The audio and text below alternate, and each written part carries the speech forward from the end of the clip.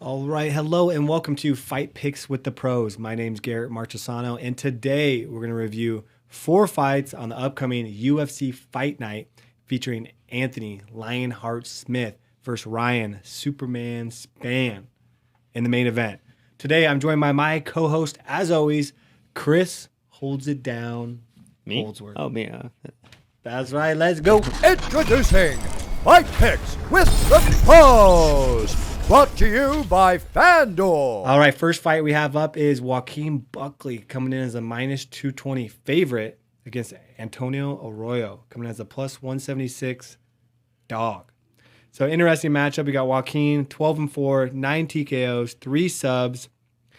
And for most of the people listening or watching, you know that he had one of the greatest UFC knockouts of all time. Yeah. When he threw a front That left kick Jumping back side kick to that dome. that just KO'd him. Yeah. Delayed KO on top of all that. So guy grabbed his left leg. He spins backwards with his right leg and KOs the guy. So that was a huge win for Joaquin.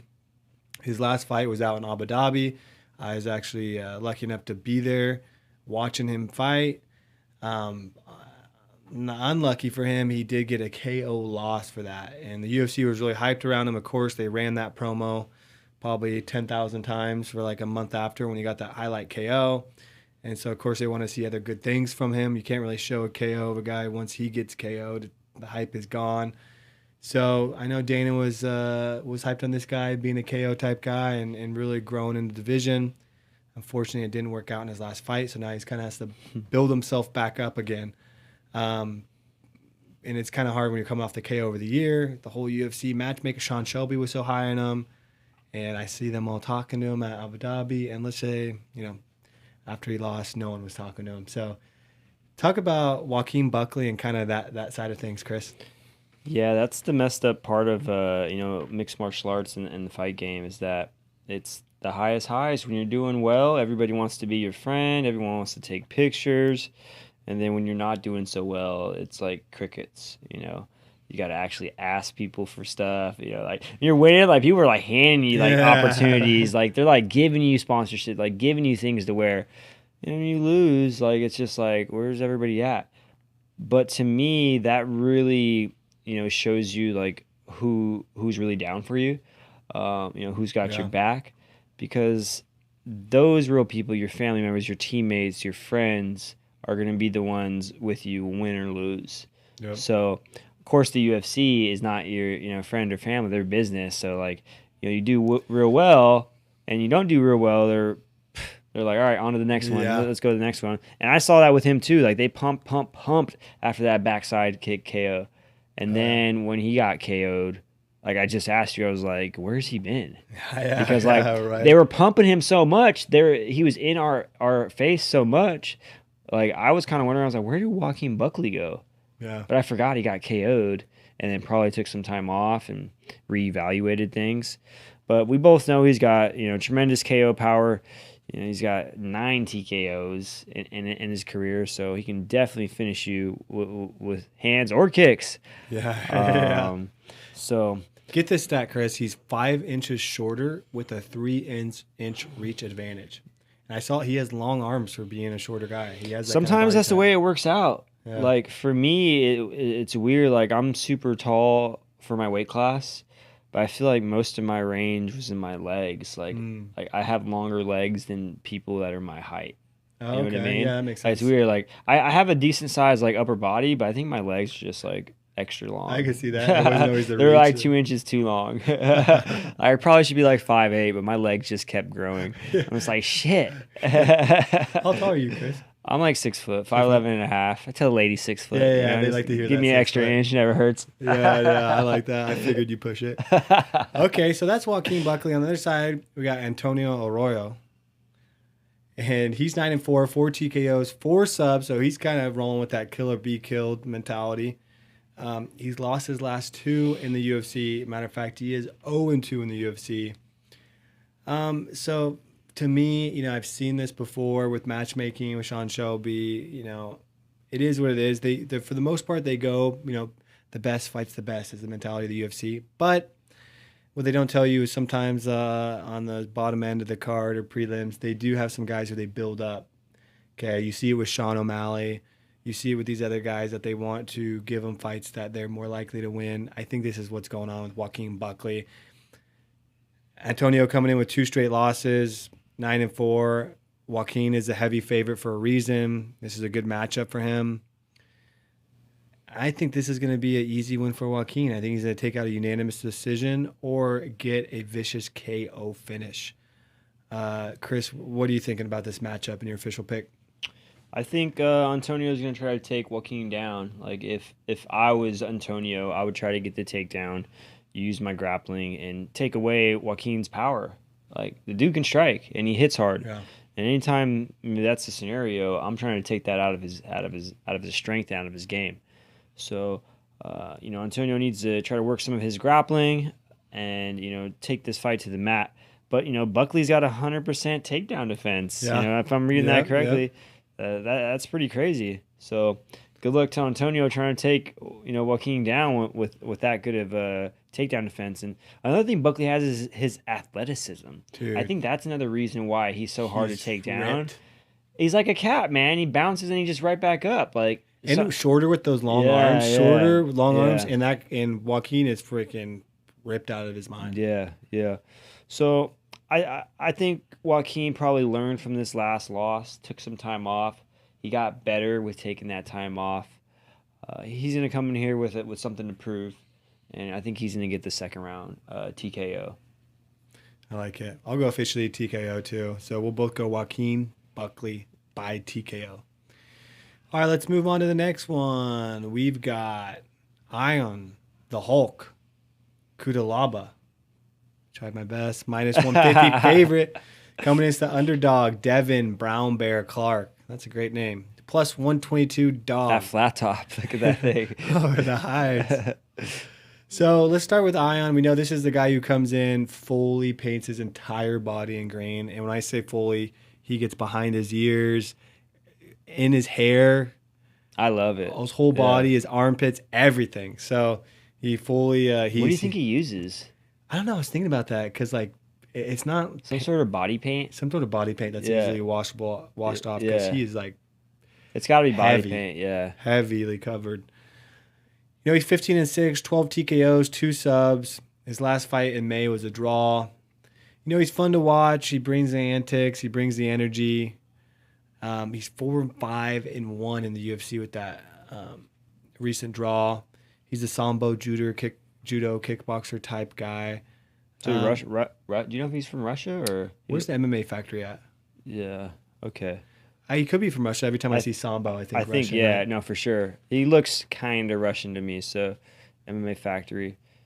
We'll just say he's from Europe somewhere. Yeah, he's somewhere around there. But he's facing Devin Clark, who comes from Jackson Wink, who actually is another guy who had a lot of hype behind him until he lost to Anthony Smith. Oh, I remember that one. And that was a while ago. So he's had almost a lot of time off. I wonder, maybe it's because of the COVID times, or it could be an injury, something like that. He's 6-5 in the UFC. He's a well-spoken guy, works hard, great grappling. I liked him in the hype coming into the Anthony Smith fight, and I think he probably was most likely my pick.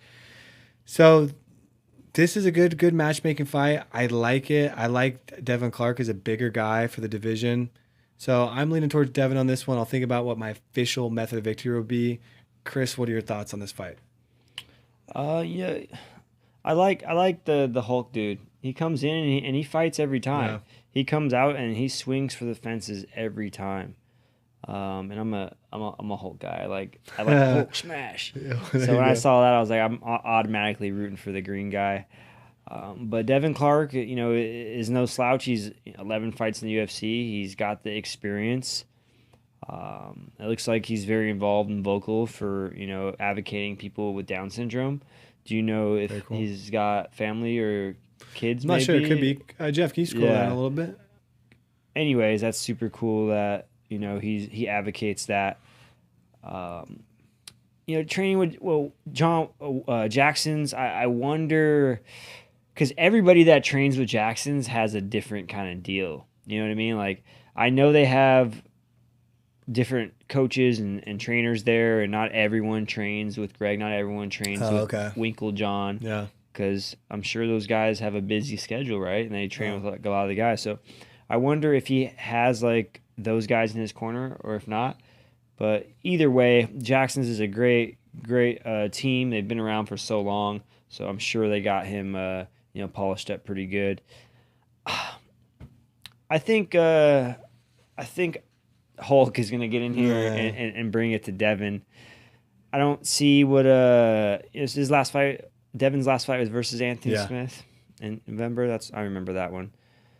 I think Hulk's gonna come in and put the pressure on him and probably win a decision. He's just going to have a little bit more aggression, a little bit more pressure, and land the better shots. I think he'll edge out a decision on this one. Yeah, what I like about going for his side is that two of his recent L's are against Jared Cannonier and Glover Teixeira, who, right now are two of the top mixed martial artists. Oh yeah, he's in the good, world. man. I'm telling you, like I've seen him fight. So I give him a little credit there that he's 4-5 in the UFC, but God, that 205 light heavy division is just killers in there left and right. Same with Devin Clark though, and he's sneaky. I like the attitude better of the Hulk rather than Devin, who's more like composed and soft spoken and polite guy. But I like Devin in the lead up. He let me down. I'm gonna go against you on this one. I'm gonna go Devin Clark. I think he's gonna find a way to get a ground and pound finish. I'm gonna go Devin Clark by TKO. Okay. And you're going the Hulk. I'm going the Hulk by decision. By decision. Okay. Actually, let me pull that back and say Devin Clark by decision. He only has 3 TKOs out of his 12 wins. I think he's going to squeak out the decision. Got that one. All right. Second last fight we'll review today. We got Jim Miller coming in as a -110 favorite. Actually, it's an even money line. First, Nikolas Iron Motta. So, Jim Miller, longtime veteran, 32-16. Longtime veteran. 4 TKOs, 18 submissions. He did lose his last fight in April. He's 21-15-1 in the UFC. He's got 37 fights in the UFC. Does anyone have more fights than him? I don't think so in the UFC. There can't be, man. Like, I know Cerrone has like there. 22, but Elkins has 24. No, yeah, I think Jim Miller for sure. Yeah, he might be have everyone beat. Oh, his next fight is the UFC record for his 38th fight. Most fights in the UFC. Oh. Lightweight division, most bouts, 33. Most sub wins, 9. So he holds records. I love guys that have just been through everything, fought pretty much everybody, and hold records at the end of their career. Yeah, he's piling them up for sure. So then you got Nikolas Motta, who's coming in. This is an up-and-comer, 12-3, 8 TKOs, 4 decisions. He's on a 3-fight win streak coming from Dana White's Contender Series. And so this is his UFC debut against a guy who has the most UFC appearances of all time. So that's interesting. Could be a lot of pressure on him. This is a hard one. I've always been a fan of Jim Miller, and as of late, I've always been rooting for him to pull out that submission because he has 18 subs in his lifetime. I think he's going to pull it out. This is tough. I know, Chris, you like to veer towards the younger up-and-comer, has age on his side. What are your thoughts? What's the mindset of Jim Miller coming to this fight? It's like clockwork to him. 38th time doing it. It's another fight for him. It's even. This is an even fight. So a lot of the odds makers are looking at his skill set, the other guys, and saying it could go either way. What's his mentality coming to the fight compared to Nikolas's? I think he's got the experience on the side. He's got the confidence. He's got knowing that he's been through everything. He's seen everything. That what can Nikolas bring to the table that he hasn't seen, besides being a little bit younger and probably not having as many injuries and stuff. Yeah. And another thing people don't know about Jim Miller is he was fighting Lyme disease these past this whole I don't know how long he's had it, but when I listened to him on Rogan's podcast, it was really hurting him and bothering him. He couldn't fight at his full potential, couldn't train at his full potential, and he was still getting in there and fighting guys when he was had like full blown Lyme disease.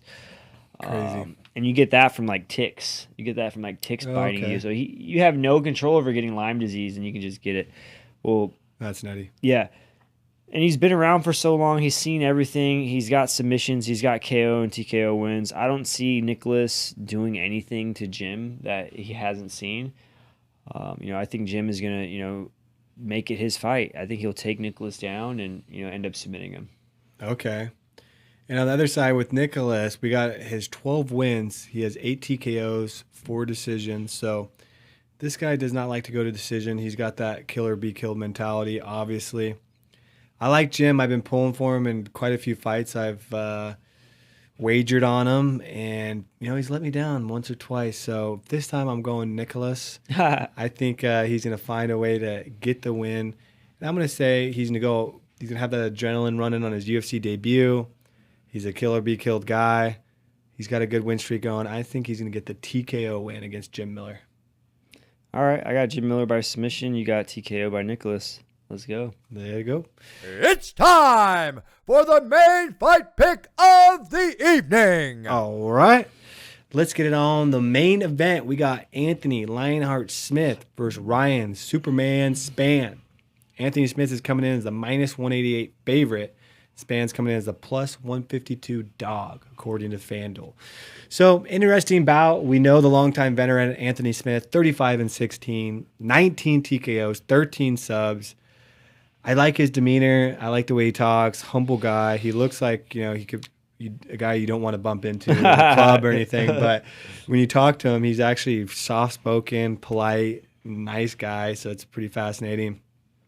Coming off of 2 straight wins, the guy we just talked about, Devin Clark, was one of those wins. Crute was the other one, who I had picked against him, and Crute is just a beast. So great win by Anthony Smith. On the other side of the table, we've got Ryan Spann, who's 19-6, 5 TKOs, 11 subs, and he had his last fight in March, which he won. He's 5-1 in the UFC with 4 finishes, what the UFC has to love. He's got a 3-inch reach advantage. And the way I see this fight, Chris, is Ryan Spann is all about fighting right now. He's about his camp. He's about talking shit online. He's all about this matchup. Anthony Smith, he's coming off 2 wins, constant pro. But he signed a new, commentating deal, and he's doing commentating, and I see him doing other stuff on social media where he's doing some like vlogs. And the only thing I worry about is he all in on this fight? He's going against a killer in Ryan Spann, and he's still coming in as a favorite. I just hope he doesn't pull back at all. I know he's a pro. He's done this many times. He has nearly, over 40 fights. So initial reaction from you, Chris, when you see Anthony Smith versus Ryan Spann, what are you thinking? I'm thinking a guy like Anthony, he's fought for the belt. He's fought all the tough guys in the division. A guy with, over 50 mixed martial arts fights. Is he fighting to get back to the belt? What are his goals? I haven't heard anything from hey, I'm trying to fight to get back for the belt. Have you heard that? Or is he just kind of taking one fight at a time? I think he's taking it one at a time. Yeah, and I respect that as well. He's doing good in the commentating stuff. But, this Ryan Spann guy has kind of flown under the radar. I've seen him fight a couple times, but now this promo, he's really talking. He's talking a lot of trash, and I like it. Yeah, it's good. He's talking really well, too. I'm like, man, where'd this guy come from? He's got some good promo skills. But 5-1 in the UFC, and it's cool to see people who have, 5 or plus fights in the UFC that no one really knows about, and they're finally starting to get love. First main event. And that just tells you you gotta put in the work, and you gotta get your respect in the fight world. If you don't, you're never gonna get those big fights. So you gotta get wins, number one. You gotta bring some sort of entertainment. You gotta bring eyes on to your fights, number two, because you're not gonna get any opportunities or big opportunities if you can't do that. The UFC is really big on how many followers do you have, how many people are gonna watch you fight, do you spike the needle, kind of thing. Yeah, right. So he's fighting, fighting out of Fortis MMA. Ryan Spann. He's got some good guys. Good. I always forget the guy's name. Sahid, or what's the coach's name out of Fortis? I don't know. I think it's Sahid or something like that. Well, anyways, I think Smith is the vet, and he's really well rounded. I think Spann's going to come out and try to keep it standing. Even though Spann's got a pretty good. Yeah, look at that. It's wild. 13 11 subs for Smith and 11 subs for Spann in 25 fights. Yeah. So this might be pretty even on the ground then. Is Spann a black belt? I don't. Wow. No, I don't think so. We usually list it. Yeah. Well, I want to see Anthony Smith play it smart. Use the footwork in the beginning. Spann's going to come out trying to knock his block off. Yeah. That's what from watching Spann, that's kind of what, it looked like to me. It comes out really explosive, trying to finish you. But Anthony's a vet, and he's going to be able to, I think, weather the storm and end up getting a submission win later in the fight. Okay. So you're on Anthony Smith by submission.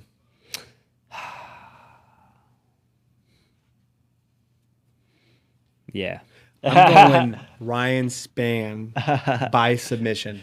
Damn. I think it's going to be a brawl, and it could be finished on the feet. Both these guys like to stand, and they're the type of guys that once they're standing, you're like, okay, you're not going to take me down. You're not going to take me down. Oh, okay. And they just kind of make it a boxing match for the rest of the fight. I think Spann's going to catch him, and then Anthony Smith is really hard-headed, hard to put away, tremendous heart. I think he's going to take it to the ground and finish him after he's already hurt him on the feet. That's a good call. I can see that. I hope that doesn't go that way because I want to get that call out. But I think with the experience, I don't think Spann, unless Spann hurts Anthony bad, he's not going to submit him, in my opinion. Okay. This is a good fight. I like this matchup. I think it's going to be close. And so we'll see what happens. You're going Anthony Smith by submission. Yes. I'm going Ryan Spann by submission. We'll see what happens. Let's check out, before we wrap the show, let's check out the odds and see if anything pops out at you. The FanDuel odds here. We got Anthony Smith by KO is at plus 200. Spann by KO is at plus 550. That might be good, actually. I can see that maybe. Jeez, so maybe Anthony Smith has a hard time getting put away. Anthony Smith by decision plus 300. Anthony Smith by sub is plus 600.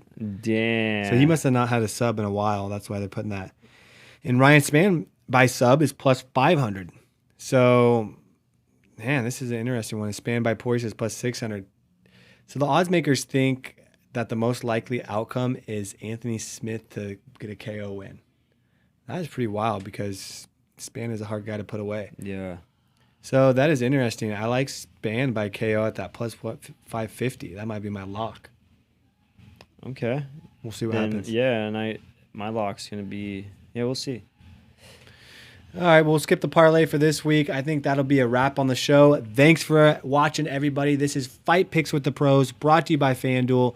Please like this video, subscribe to our channel. Thanks for listening out there in podcast world. We'll see you next time. See you next time. Hello, everyone. Bruce Buffer here. Thank you for watching the MMA Surge YouTube channel. We hope you enjoyed this video. Don't forget to subscribe and get notified when we upload next.